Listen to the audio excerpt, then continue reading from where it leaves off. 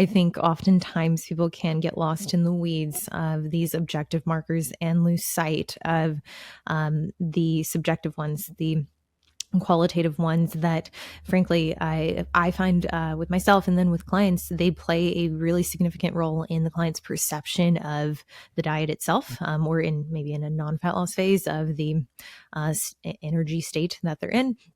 But really when it comes to teaching the client or even educating the client on the initial intake assessment, I'm positive you have this probably in the highest of volumes as far as coaches get, but the clients that come to you that say like, I can't lose weight. This belief that it truly is related to, I guess, a permanent state, that there's an inability, a cessation, a true impedance of weight loss. What do you think? What do you, I guess, really your process with first establishing why that belief is there? What does that look like for you and that client? So I think if you're a coach and you encounter this frequently, it can be easy to get frustrated, and your natural reaction, if you're a newer or intermediate coach, might be to even get frustrated. Like, is this client being honest? Does this person genuinely think that they've stalled in their progress? Is there a metabolic health issue at hand? And really, the best advice I could give you in this situation is just to genuinely get curious, to kind of trust and verify what the client is experiencing.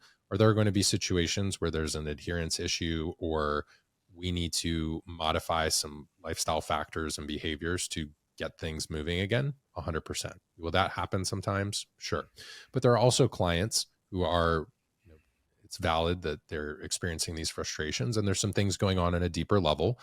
And it's not really their job to explain the deeper science, right? They're coming to you as a coach or health professional because they're frustrated. And so our job is to alleviate some of those frustrations and really speed the progress that they're looking for when it comes to their transformation, fat loss, muscle building, et cetera.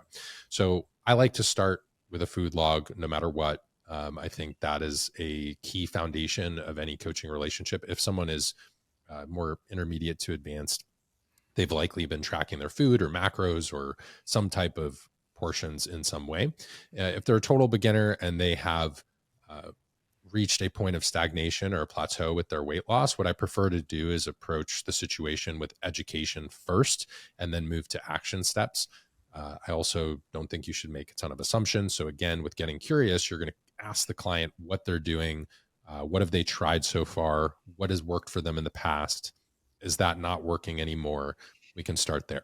And then we can kind of scale the data up. So your very baseline things you're going to need would be rough idea of movement and energy expenditure through the day. Things like daily step count work as a great proxy here. Things like your food log help to establish clients' eating patterns. And yes, are there clients who eat things that are not tracked? 100%. But there's also going to be a significant chunk of clients who are being forthright with their tracking. And, also they are going to the gym, and we can sort of audit that through things like training videos and stuff to see how intense is the training. Are we really exerting ourselves in the gym? We can always audit those things. But I think it's an information gathering process first. And again, with that curiosity, it makes it a lot easier to gather information without getting frustrated, because you're trying to find the constraint or the roadblock that the person's experiencing. Fortunately, I'm at a point in my career where a lot of the cases that I see are brought to me through coaches in our specialization program. And so their clients do have access through us to a variety of different health testing or lab testing. And we're able to kind of pinpoint what that roadblock or constraint might be.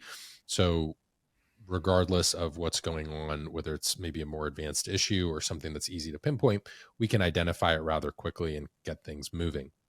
So I'd say there's going to be, if we were to divide this into buckets or kind of subsets of clients, there's clients who have an awareness issue in that their awareness doesn't necessarily match their behavior. So their level of understanding of why they're not seeing results is kind of mismatched. So that can be, basically we can remedy that situation through just building that relationship with the client, having conversations and educating them on the appropriate action steps to fix it, right? That's like the client who thinks they're in a deficit, but they're not in a deficit, or they think they're training super hard, but they're not actually training super hard. Or when we go and look at adherence overall, It's the person who knocks it out of the park Monday through Thursday, but then like Friday through Sunday, they have no idea what they're doing and just kind of like going off the rails. So some of it will be an adherence issue, sure, but that's usually going to be clients who are maybe a little bit less experienced, a little bit less time under tension in the transformation process, so to speak. I think as we get to more intermediate to advanced a client base, we're going to be checking things like their biofeedback, signs of fatigue, low energy, low libido, digestive issues. We really want to get to the root cause of why they might experience this weight loss plateau, because the fat loss stagnation may just be a symptom of a deeper issue. So a lot of times when we have the issue of not losing body fat or our body not being as responsive to a given nutritional stimulus or training stimulus, it's actually because there's something going on beneath the surface of that transformation. And whether that's a hormonal issue, gut health, systemic inflammation, et cetera, blood sugar regulation, those things can drive changes not only in our behavior, but in our body's response to that training or nutrition stimulus. So that's kind of where I would start and say that there's sort of 2 to 3 buckets that clients may fall into. And you just want to be careful not to assume that someone's just lying to you out of the gate, because there are going to be clients who are they're genuinely frustrated and they've hired a coach before and they did what that coach said and they didn't see results and now they're coming to you. So be patient with it. It's easy to have kind of a snap reaction, but I'd encourage you to do a little bit of investigation before you reach that point of frustration.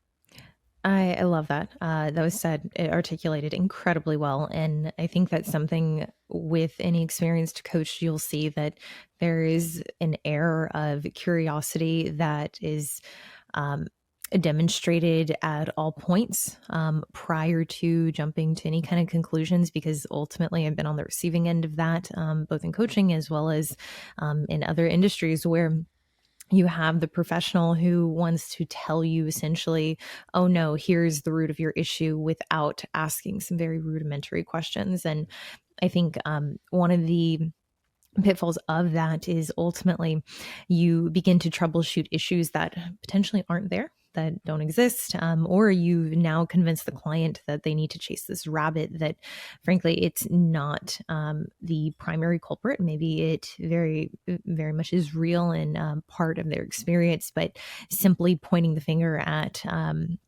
let's say variables that frankly aren't moving the needle that much, it could cost them a lot of time, a lot of effort. And if someone's already frustrated, that's the last thing that you want to exploit or you really want to use up at that point. I think in this process, big an overlooked aspect of the fitness journey, but whether that be in fat loss or in a caloric surplus, is the dietary fatigue. And I use the word diet, but I just mean any kind of regimen that you're following and the rigidity that's required to adhere to it.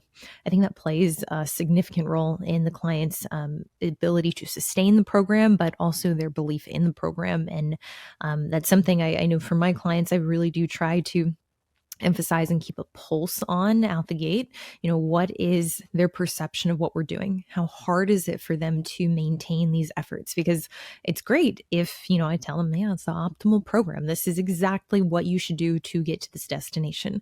But if at max they're able to follow it, you know, let's say 4 to 6 weeks, or in the case of a contest prep, you're able to cross the finish line, but you have all of this dietary debt to then pay it off afterwards.